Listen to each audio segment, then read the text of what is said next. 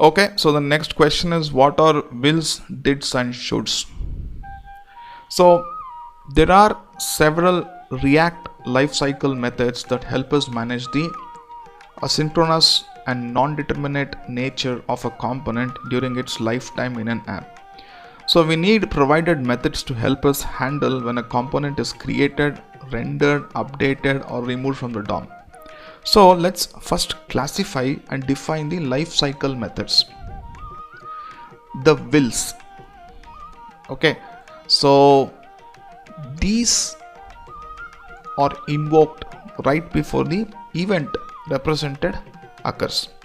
For example, I have this component will mount function. This is invoked once both on the client and server. So immediately before the initial rendering occurs. If you call setState within this method, render function will see the updated state and will be executed only once despite the state change.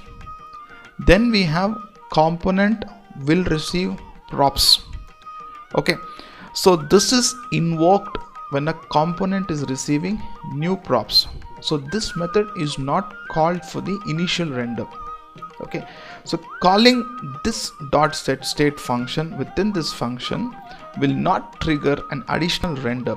So one common mistake is for code executed during this lifecycle method to assume that props have changed. And then we have this component will unmount function invoked immediately before a component is unmounted from the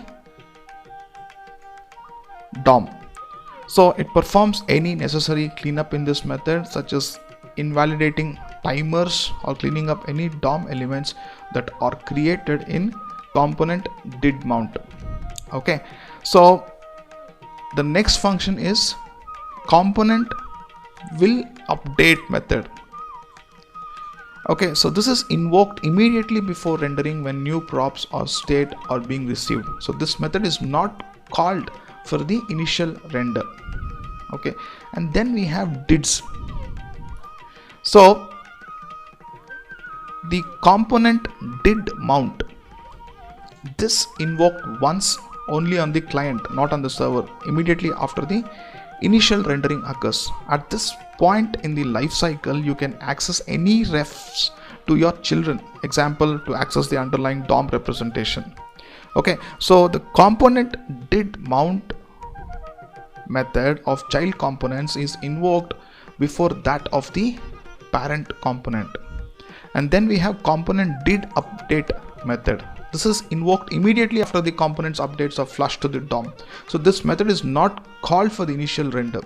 So you can use this as an opportunity to operate on the DOM when the component has been updated. Okay, and then we have the shoulds. The should component update function is invoked before rendering when new props or state are being received. So this method is not called for the initial render or when force update function is used. Okay, so use this as an opportunity to return false when you're certain that the transition to the new props and state will not require a component update.